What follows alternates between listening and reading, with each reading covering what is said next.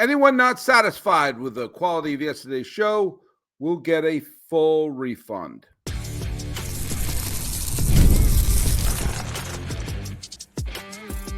You are Locked On MLB, your daily MLB podcast. Part of the Locked On Podcast Network, your team every day.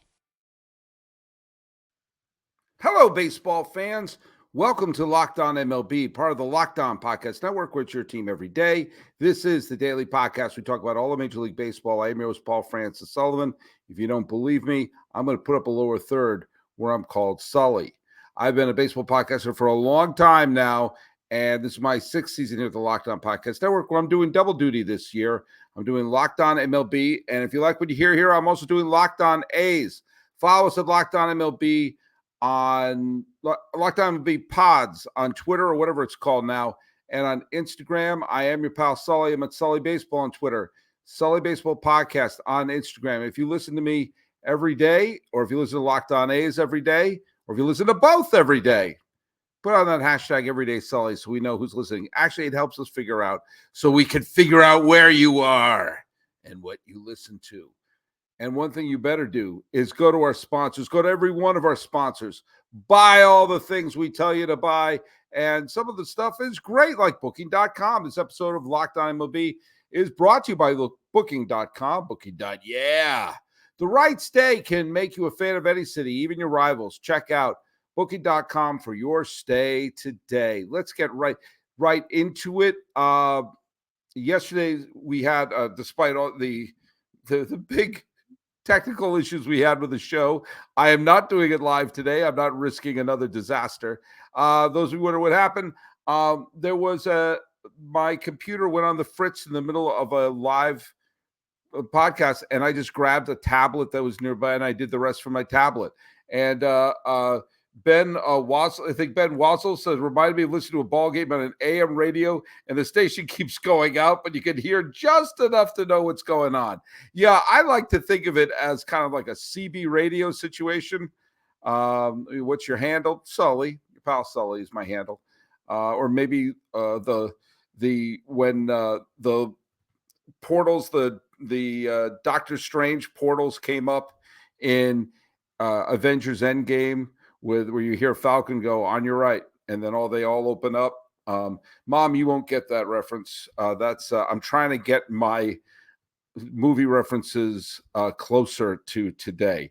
I had the trivia question for yesterday, and the trivia question was, who was the first overall pick? No, that was the week before. Sorry. The last MVP to not make the All-Star game the year that they won the MVP. And Nick W got it. It was actually pretty recent. It was Bryce Harper in 2021 was the National League MVP and failed to make the All-Star game. But there have been some real big ones over the years, like famous ones, like Kirk Gibson, when he won the MVP with the Dodgers in '88, was not on that year's All-Star team. Terry Pendleton, who helped turn the Braves around in 1991, was not on the All-Star team that year. Willie Stargell, the year of We Are Family and carrying the Pirates to the championship, was not on the All-Star team that year. He was a co-MVP with Keith Hernandez, who was on the All-Star team this year. I know people who are, the people geared towards stats will point out that Hernandez's season was superior to Willie Stargell's season on virtually every statistical front. There was a lot of emotion that went into Hall of Fame voting at the time, but apparently not the All-Star game. There have been a bunch of examples of that. Juan Gonzalez didn't one of the years, and he was a pretty established All-Star at the time. Is there a stranger or more anonymous two-time MVP than Juan Gonzalez? He was in the middle of the steroid era, and probably, I wouldn't stun me if anybody from that era was doing it. I think he was whispered about it. But either way, for a few years there, Juan Gonzalez was just one of the premier right-handed sluggers in all of baseball. And in 1996 and 1998 was the AL MVP. And you think if you gain multiple AL MVPs, you're thought of as, at least, inching towards legendary status. I think people, when you start listing the great players of the 90s, I mean, I would probably mention them, but I would certainly mention Bonds and Griffey and Albert Bell and Frank Thomas and Gwynn and there are a lot of other players I would, Jeter and A-Rod and Nomar and Mo Vaughn and Carlos Delgado. And there's a lot of players that I would mention, hitters. I'm not even getting to the pitchers, hitters that I would mention, Fred McGriff, that I would mention way before Juan Gonzalez, just out of memory. Strange. Well, look, we are, this show is dropping either late Thursday, early Friday, but the season's about to restart. The All-Star game has come and gone. It's not really the second half of the season. There's fewer than half the games left. Most teams have played roughly 90 games out of 162, but it's close enough. I mean, 81 wins, 81 games is the halfway mark. So it's at the ballpark of a halfway of a season. And we're seeing that there are teams that are, in position for a playoff spot. And there are teams that are on the outside looking in. There are teams that are creeping up, and there are teams that are that could potentially find themselves in a position for a playoff position if they get their act together in the final 70 some odd games. Before we get into one of the main things I want to talk about, those of you who follow me on Twitter at Sully Baseball, or maybe you follow the Sully Baseball blog, which was the original thing I did before I was even a podcaster. I keep that alive by doing Who Owns Baseball, but also the Summer Score. And the Summer Score, for those of you who don't know, is the private tally that I do I have a scoring system for the teams that stay in position for a playoff spot. And the idea is a baseball team doesn't owe its fan base a championship. I honestly believe that, because if that was the case, only one fan base could ever be satisfied. But I believe a baseball team owes its fan base a summer, a reason to go to the ballpark. And if it's not a championship caliber team, then you better be playing young players who are giving you hope for the future. But for what I call the Summer Score is I start keeping track of when a team is in a playoff spot after Memorial Day. Before Memorial Day, it's too early. It's way too early. After Memorial Day, okay, it's basically when summer begins, when you wake up, say, okay, how's my team doing? About a third of the season has gone by. It's a big enough sample size. Do you get a sense of who is good or not? And I have a scoring system. Every day you're in a position for a playoff spot between Memorial Day and the end of June, you get 1 point. Between the beginning of July and the end of July, you get 2 points because it means a little more. You're getting, we're still a playoff team. Okay, great. Between the beginning of August and the end of August, you get 3 points every day you're in a playoff spot, because it's like, whoa, summer's wrapping up and we're still good. Every day a team is in position for a playoff spot from September 1st to the end of the season, you get 4 points a day. Because if you're in a playoff spot in September, you're thinking, okay, it's go time. Also, if you're within one game of a playoff spot in September, if you wake up, we're only one game out, you get 1 point. It's not as good as being a spot for a playoff, but you're like, ooh, it could happen. It can happen. And I'm always interested to see which teams have the highest one year in and year out, and which ones wind up with a perfect score, meaning every single day after Memorial Day, they've been in position for a playoff spot.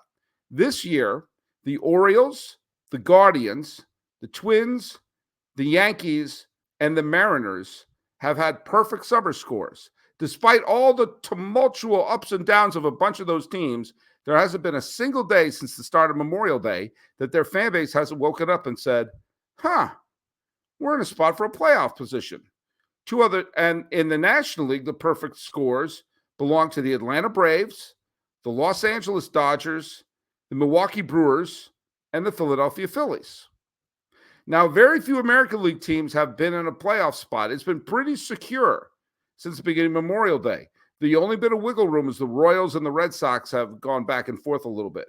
There have been a bunch of teams like the Padres, the Cardinals, the Giants, the Mets, the Cubs, the Reds, the Diamondbacks, and for one day, the Pirates have at least 1 point on the summer score based on at least one day their fan base looked up and said, hey, we're a playoff team.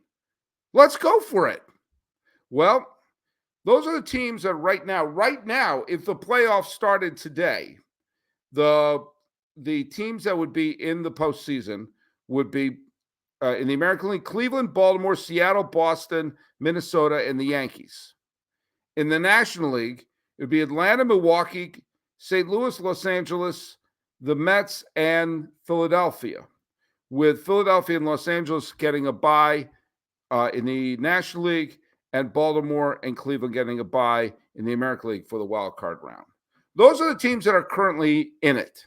But the question I want to ask for today is, look, at all those teams want to win the World Series this year. All those teams want to put a championship quality team on the field. But the question is this: what team needs to? What team has to? What teams are basically, at this point, World Series championship or bust?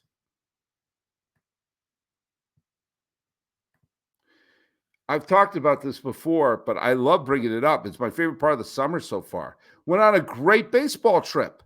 Flew to Buffalo, saw the Buffalo Bisons play. Then took my rental car, drove to Syracuse, saw the Syracuse Mets play, and then went all the way to Cooperstown and spent a glorious couple of days at the Baseball Hall of Fame. It was a fantastic way to spend a big chunk of my summer. And every night I stayed at a terrific place thanks to Booking.com. This episode is brought to you by Booking.com. Booking.yeah. In Buffalo, beautiful city, by the way. I stayed in a wonderful hotel right downtown, and it's glorious downtown. In Syracuse, nice, safe hotel right next to the campus of Syracuse University, and a charming bed and breakfast in Cooperstown, which was walking distance from the Hall of Fame and to the lake. And each one of those times I went to a new place, I got through Booking.com. From hotels that overlook stadiums to family-friendly resorts, Booking.com has so many choices across the United States for your summer travel this season. The right stay can make you a fan of any city, even your rivals. Book today at Booking.com, on the site, or at the Booking.com app. Booking.com, more like Booking.yeah. Hey, do you know all you need to know about Prize Picks? I'm guessing you don't. Prize Picks is America's #1 daily fantasy sports app with over 5 million active members. Prize Picks is the easiest and most exciting way to play daily fantasy sports. And unlike other apps, on Prize Picks, it's just you against the numbers. All you do is pick more than or less than on 2 to 6 player stats projections and watch the winnings roll in. Get in the daily action with your friends and become part of the Prize Picks community today. You can now win up to 100 times your money on Prize Picks with as little as 4 correct picks. You can turn $10 into $1,000. And Prize Picks is now available in more than 30 states across the country, including California, Texas, and Georgia. So download the Prize Picks app today. Use code LOCKEDONMLB for a first deposit match up to $100. That's code LOCKEDONMLB on Prize Picks for a deposit match up to $100. Prize Picks. Pick more. Pick less. In the end, it's really that easy. Hey, where is your hub for all of your sports news and your sports takes? Make the switch to Locked On Sports today, our free 24/7 streaming channel program for you to bring you the biggest stories in sports. Locked On Sports Today brings you can't-miss analysis, opinions, and news, streaming 24/7 on YouTube or the free Amazon Fire TV channel app, part of the Locked On Podcast Network, your team every day. I was thinking about this. I was thinking about which teams want a title and which teams realize it would change the course of the history of their franchise, and which teams realize if they do anything short of a championship, they'll never live it down. There's always a team out there that's like, oh boy, we could go a long, long way if we win a title. And there's some teams that say, yeah, that'd be nice. That'd be nice. It'd be nice. There are a couple of teams that are kind of like the Reds, the Cubs, and the Giants are kind of on the periphery. For the Cubs and Giants, it would be a way to sort of turn the page, as they both had the titles that the Giants won several titles in the last decade, but their last one was 10 years ago. And it would be nice to sort of have a more recent one than that. And for the Cubs, so there's some anger amongst Cub fans who, yes, they got that long awaited for title in 2016, but they didn't keep that team around very long. And they started tearing it apart maybe a few years prematurely, and having them come back and acting like a big market team, I think would go a long way. For the Reds, it'd be just a nice redemption. I mean, the Reds are they played two playoff games in the last decade, and it was during the COVID years. Another more at home, and there's just been a lot of sense that the Reds, a sleeping giant of a fan base, could have an eruption of interest if they finally win a title. The Pirates, if they get their act together and go forward, they have one of the longest droughts of any championships, of any World Series title team. They haven't won a title since the We Are Family Pirates, aforementioned. It'd be nice for them. It'd be nice for Paul Skeens as well. These are all teams that would like to. It would be great for them. And for the Diamondbacks, if they won the championship, well, first of all, they would make it kind of eerily similar to what happened with Kansas City in the middle of the 2010s, that they went on an absolutely out of nowhere trip to the World Series in 2014, going from the wild card game all the way to basically one swing away from winning the World Series. They had the tying run on third and Salvador Perez at the plate. And who knows? Madison Bumgarner was borderline perfect that year in that postseason. But what if he just hung one slider? And next thing you know, boom. When and then next year they beat the Mets in the World Series. The Diamondbacks going to the World Series last year caught everyone with their pants down. And if they won a World Series now, it would be kind of like that. Back-to-back trips to the World Series, like Kansas City winning one. Yeah, that'd be interesting. But I think that the Diamondbacks can, if they make the playoffs, would be a great victory for them. I think the same thing goes for the Mets. While I know Met fans want to win big this year, and I thought they didn't have a prayer, then all of a sudden they went on a great tear, and that tear has lasted a little longer than I thought. They're hanging on by a thread. It's not like they're running away with it. But if they win, glory be to the Mets. Met fans will be thrilled. They can't shut up about their past titles. So having a title for them and a little laughing at the Yankees fans' face would be something else.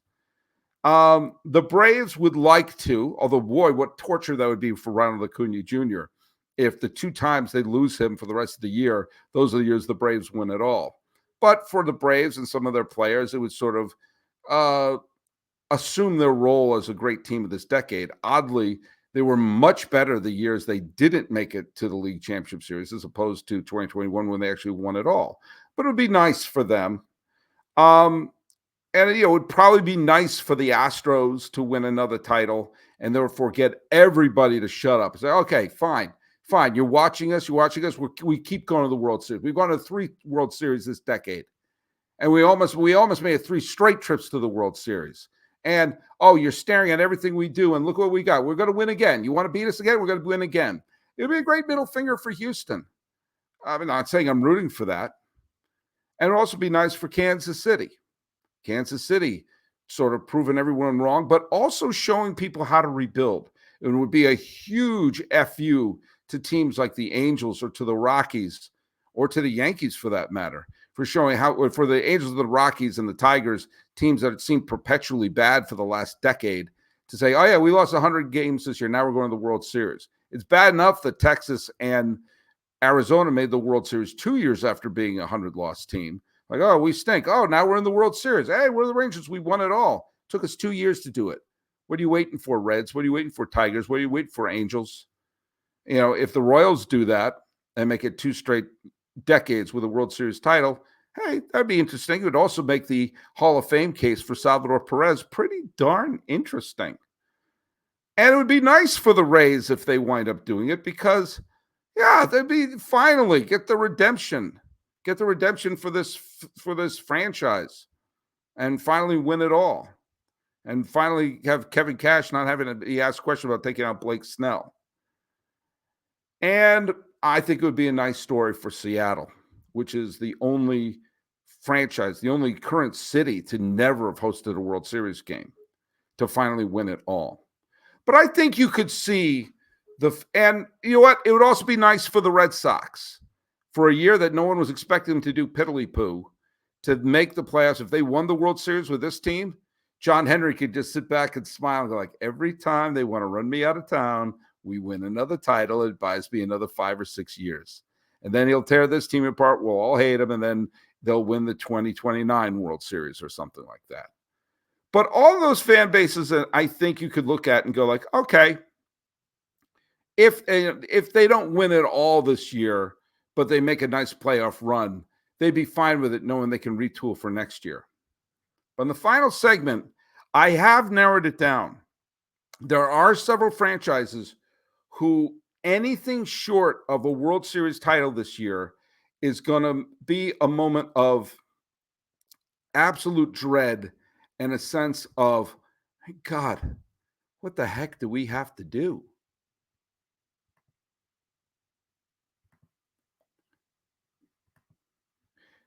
Let's talk a little bit about our friends at supplyhouse.com.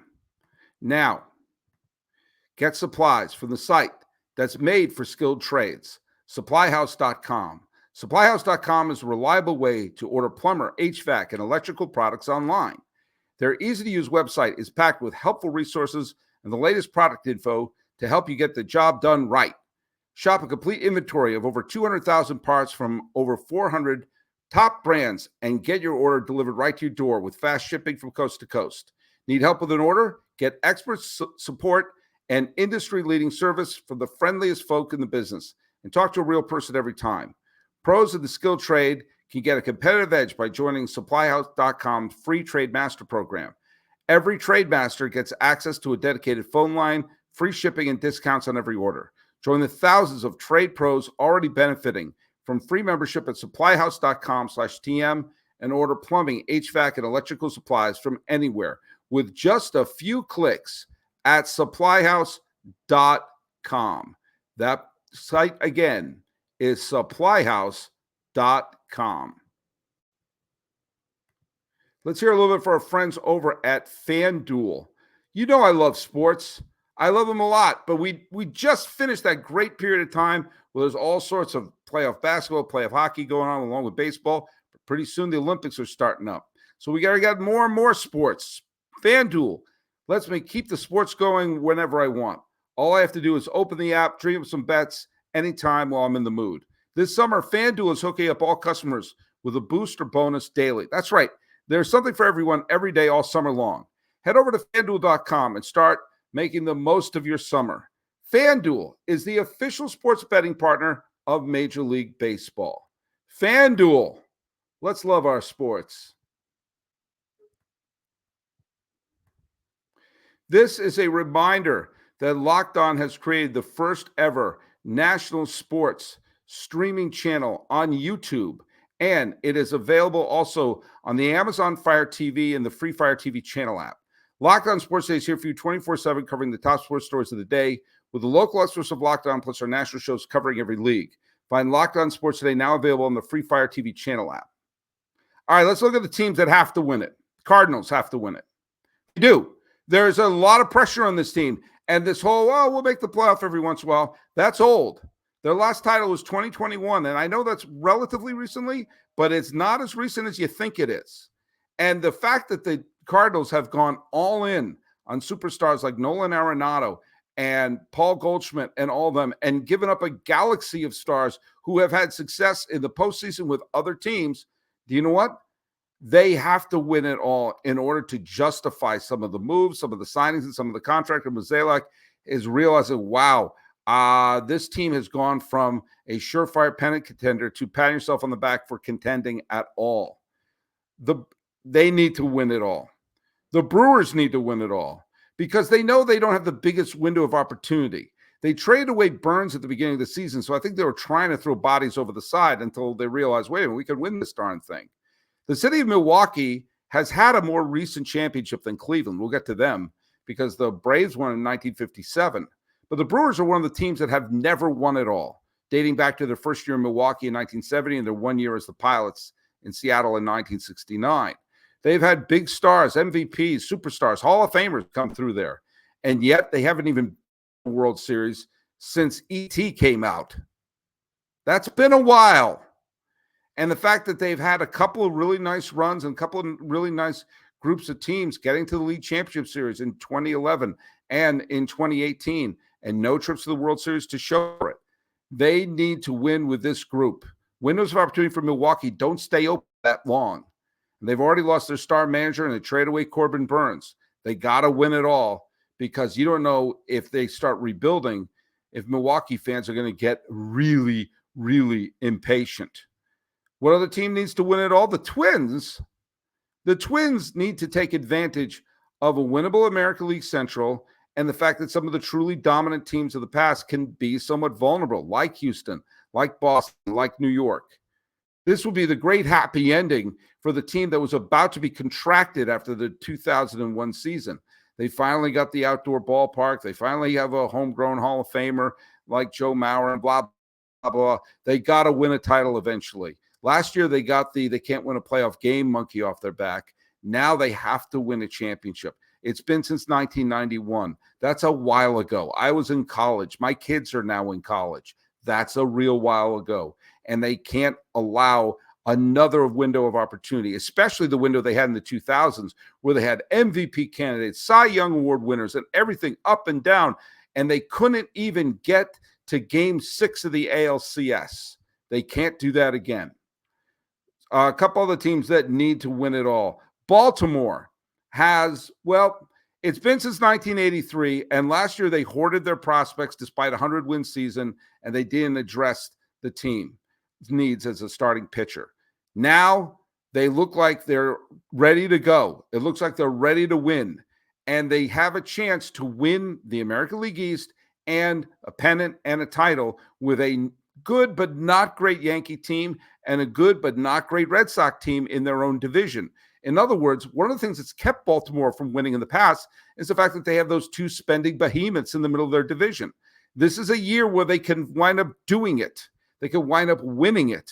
And if they don't take advantage of this year and allow the Red Sox to rebuild, because it looks like they are, and allow the Yankees to figure out what they're doing, who knows if they are, they'll look back and say, oh, God, we had the shot at this. I'm sure Oriole fans look back at that window of 2012, 14, and 16 thinking, we had a shot those years. Yeah, you really did. Don't blow it this time. Obviously, the Phillies. A championship would justify the entire signing of Bryce Harper forever. Arguably, it already is. But to have a run like this with a team filled with all-stars and being right now the best team in the National League, to then look up and see yet another 80-something win wildcard team make it all the way to the World Series would kind of sort of stink for them. This is a team that's built to win the World Series right now. They got so close to making it back-to-back pennants. A championship this year would basically turn this into one of the really terrific solid runs the Phillies have ever had. And that brings us to the final two. The Yankees. It's been since 2009, which is an eternity for Yankee fans. This is the second consecutive decade without a Yankee World Series appearance. And this will be 15 years since they last appeared in a World Series. They've made big signings and big trades, but not as many as they used to. And Cashman, who's been there, I think since DiMaggio was a rookie, has to win it all very soon in order to make people realize, hey, he's not just coasting on what he did before, right? Even if you go back the last 11 years with the Yankees, they've won the division twice in that period of time. They've missed the playoffs more often than they've won the division. And they have yet to appear in a World Series during a stretch between 2010 and now, where more than half the teams in baseball have appeared in a World Series in that stretch. The Yankees have become, let's say it, just another team. There's no fear of seeing the pinstripes. There's no fear of World Series games in the Bronx because, well, that hasn't happened in a decade and a half. And it has to happen pretty soon. Otherwise, Yankee fans are going to want blood. And, of course, the big one, the Dodgers. The Dodgers are in danger of being in that Atlanta Braves of the 1990s category, the team that won one World Series in a great stretch, which, again, is more World Series in that stretch than the Cleveland one. But as Braves fans, would you have traded in a couple of those division titles for one or two more titles? Ask Giant fans. They're thrilled with winning 3 titles in 5 years. They missed the playoffs altogether in the in-between years. For Dodger fans, they have 1 title, and it was in the COVID year, which counts. It counts, but it's still weird. It's still weird that the Dodgers beat Tampa in Texas in front of cardboard cutouts. It doesn't feel the same as a World Series. And the Dodgers have had not good, but great teams in the postseason. And they've lost to teams that are okay. Yes, they had 2 World Series that were snatched from them by cheating. This whole conversation would be a lot different if 2017 was a title for them. Hell, the whole aura of the Astros would have been different if they just won the pennant and not the whole kit and also the caboodle. But since then, since acquiring Mookie Betts, they brought in Freddie Freeman and they brought in Shohei Ohtani. They pushed all the chips to the center of the table and then turned over and took out a loan to buy more chips. I'm sorry, a division title's not going to cut it. I spend most of the year in Los Angeles County. Dodger fans are not happy with a division title. They want to see another World Series title. The Dave Roberts era needs one. This Dodgers era needs one. Needs a second title, because then people will shut up. People will shut up if a second title was there and said, all right, you want it again. Did they buy it? Sure. So what? They're supposed to buy it. But if you're going to buy it, you better buy it. And if any one of those teams, and of course the Guardians are the other one because, well, again, the window of opportunity and a chance to finally put to bed since 1948. And they're really good this year. And if they blow this opportunity, they'll be kicking themselves big time. Sorry, I forgot to mention the Guardians in there. So the Guardians, the Orioles, the Yankees, the Twins, the Dodgers, the Phillies, and the Brewers. If those teams don't win the World Series, I'm not saying their year should be considered a disaster, but they could look back at 2024 and go, oh man, why?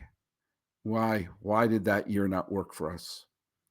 And most of the teams I just mentioned in that list are going to wind up saying it. And when they do, you are going to remember this podcast. Trivia question. Last year, Garrett Cole became the second number 1 overall pick in the Major League Baseball draft to go on to win the Cy Young Award. But only one other player has won the Cy Young Award, being drafted number 1 overall, and that one is the only player to be drafted number 1 overall and win the Cy Young Award while playing for the team that drafted him. Who was it? That's your trivia question. Put it right down here on YouTube, or follow us at Locked On MLB Pods on Twitter or on Instagram. I'm your pal Sully. I'm at Sully Baseball on Twitter, Sully Baseball Podcast on Instagram. All right. This one I think went over a little better technically and everything like that. This has been Locked On MLB. I am your host, Paul Francis Sullivan. Let's play the games again, and you can call me Sully.